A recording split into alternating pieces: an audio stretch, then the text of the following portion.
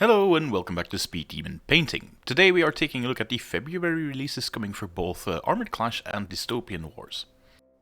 For Armoured Clash we've got an entire new faction joining the battle, which is the Enlightened. They have two products coming out, the Enlightened Faction Battle Group Starter Set, which is the big box with the big landship in there, but also the introductory set for those of you looking to take it a bit more slowly.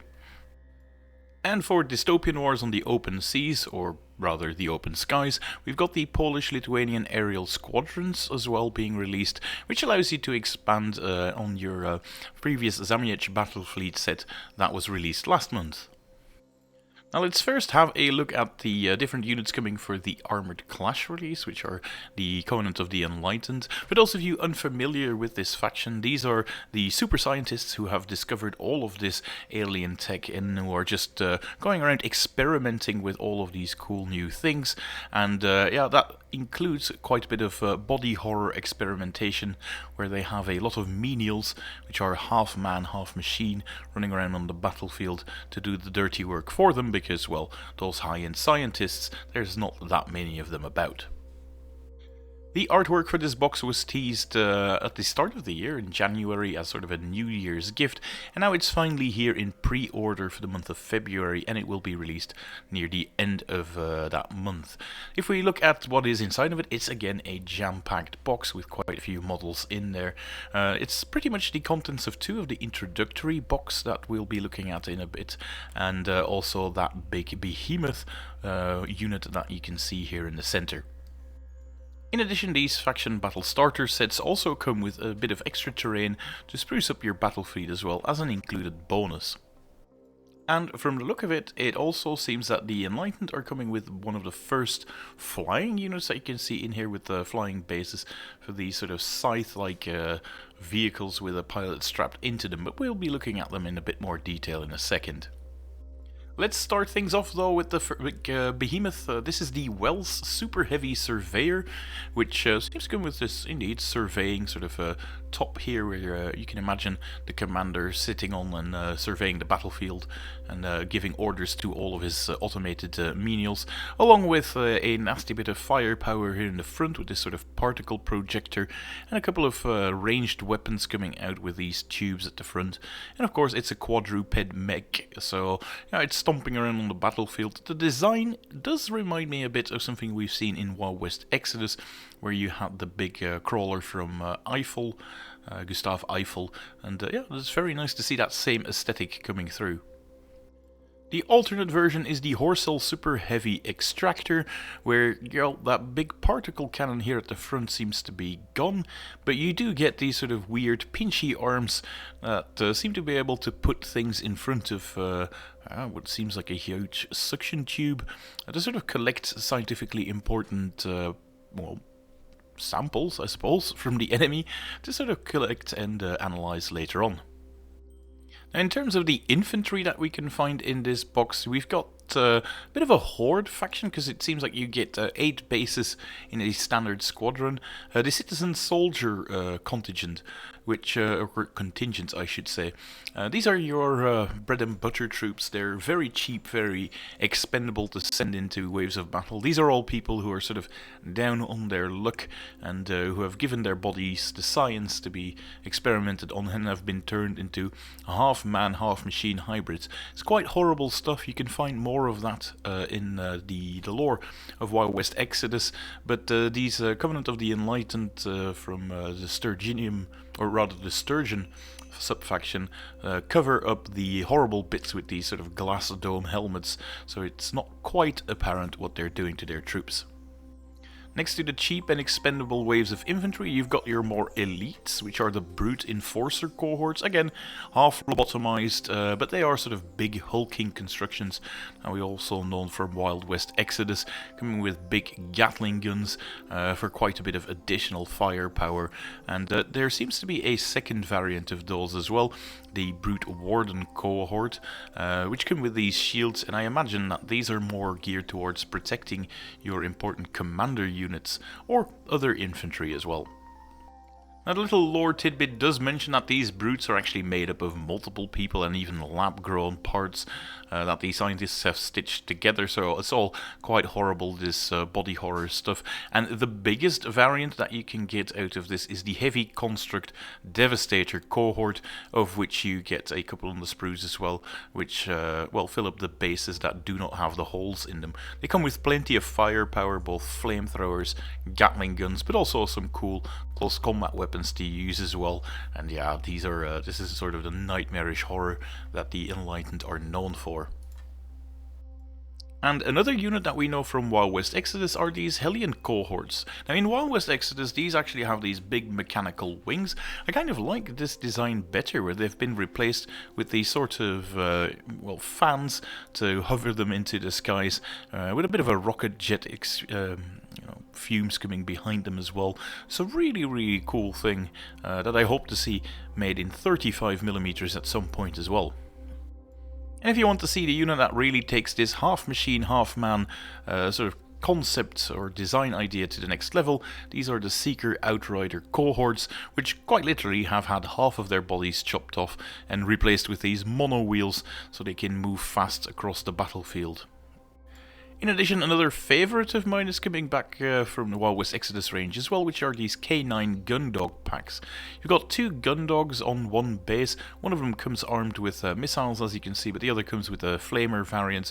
So it's really cool to see this unit shrunk to 10mm scale as well. And as if we're not mentioning enough cavalry units already, there seem to be 2 variants of the same thing. So this is an either or build, I suppose, the Mono Cav cohort or the Strider Cav cohort. They seem to have the same top parts, but it sort of depends on what you glue at the bottom. You can make these rather larger mono wheels that you can have in here, which makes them the Mono Cavs, and you can have these slightly bigger variants, which are the Strider Cav cohort.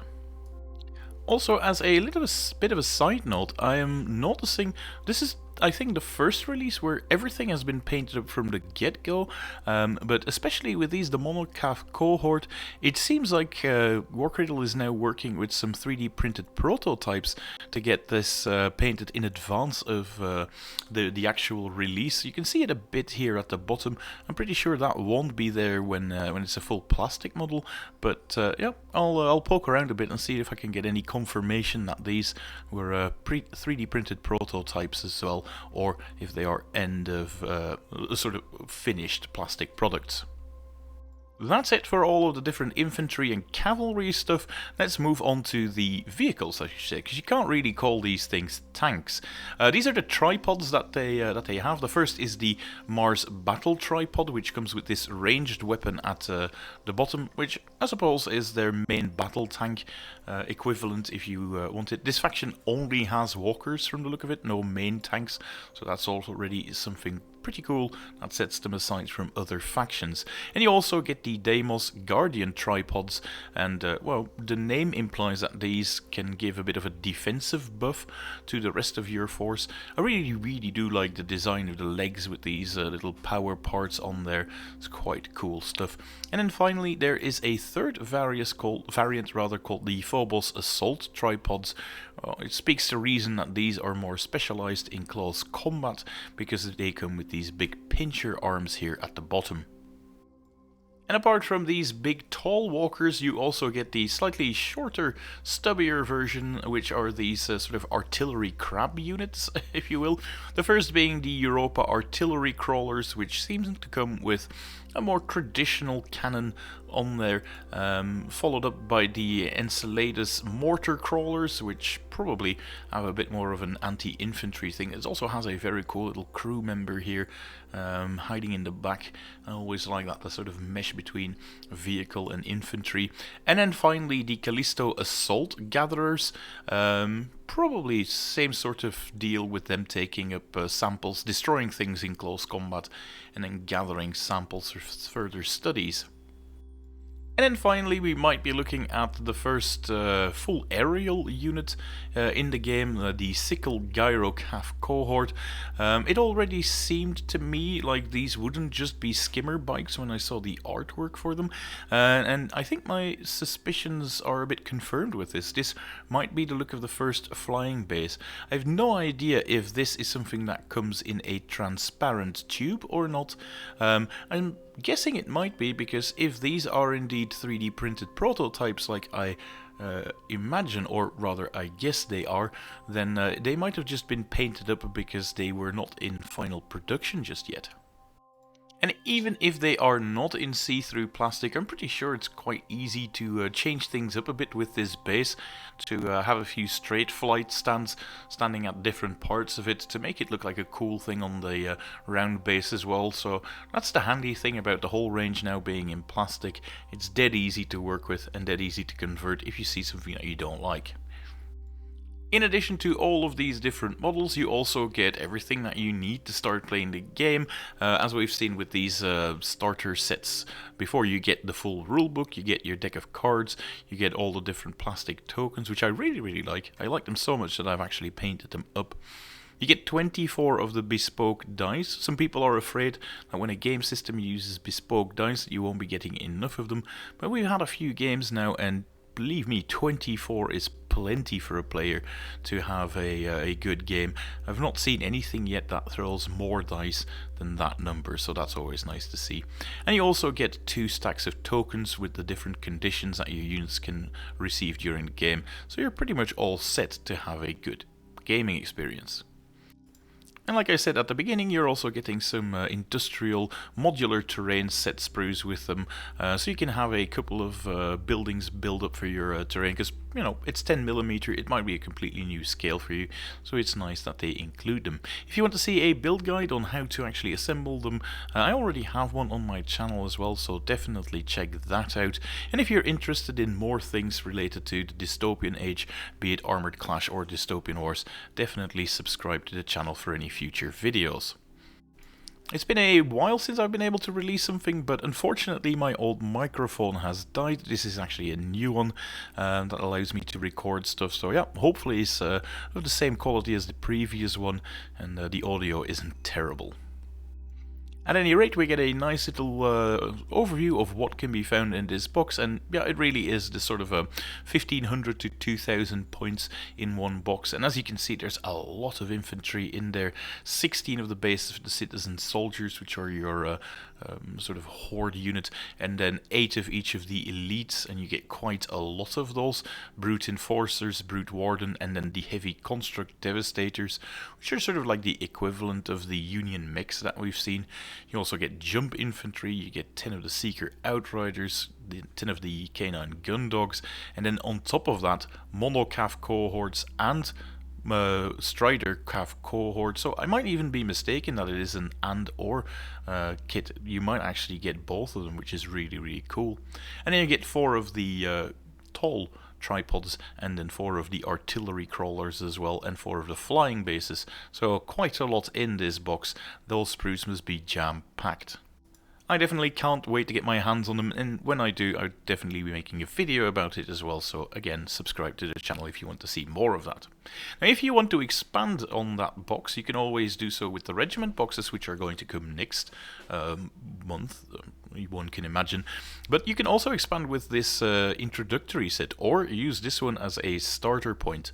It uses a simplified version of the rules, which is great to take your first steps into the game, and it actually comes with a unique unit, and that is the command contingent. You do not always have to use the big land ships or the big crawlers, in this case the quadpods, to be able to play the game. You can also convert your citizen soldiers in a bit of a command unit using this base. It usually is 2 resin miniatures that you put on there to signify this, and yeah, these are them. I kind of like this one because it's one of the few normal looking humans standing around on the battlefield in between a bunch of monstrous constructions, so that's always nice to see. Having said that, the units themselves aren't any different from what we've just seen in the faction starter set. All that remains to be seen is which models can be found on which type of sprue for when the additional reinforcements come out next month. And now, after all of these Enlightened, let's take a look at the Dystopian Wars. The Polish-Lithuanians also get some reinforcements because their aerial squadrons are now released separately. These aerial squadrons come with 2 sprues. I have not received any of them for review, but I imagine that they'll be arriving at my doorstep really soon. And what can you find inside of them?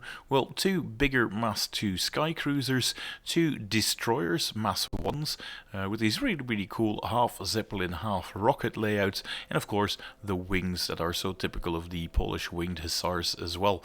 And in addition, you also get a couple of flying escort tokens as well, but you also get the landing tokens for the Commonwealth, which is probably a bit of a look into the future of what is to come for Armoured Clash when they get that release, and also these sword-wing strike fighters, because the Polish-Lithuanians use a specific type of SRS tokens compared to the Russians.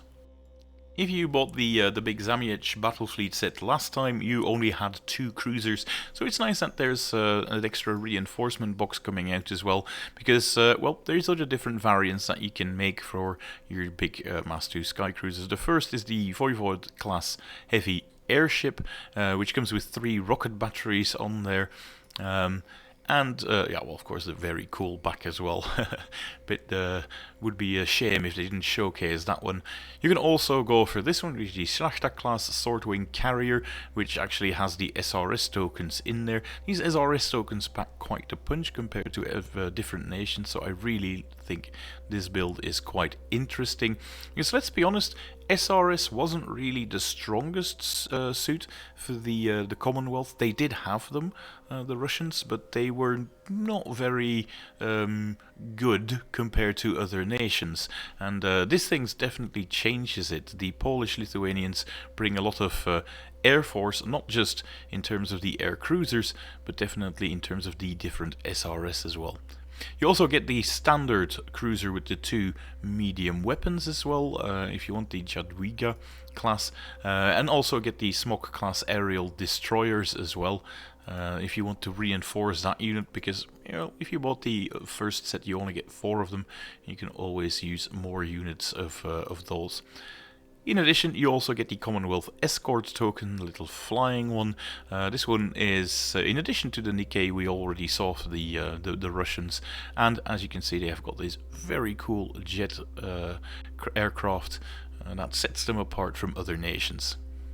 That's it for me for this video though. Now that the whole microphone is reset up, I'm hoping to be able to finish the review for the Senator box, which still has to be uploaded. And like I said, I am expecting the Polish-Lithuanian box quite soon in the post, and I'm definitely going to make a big review video on that one as well, so keep your eyes peeled for those videos. Until next time, bye!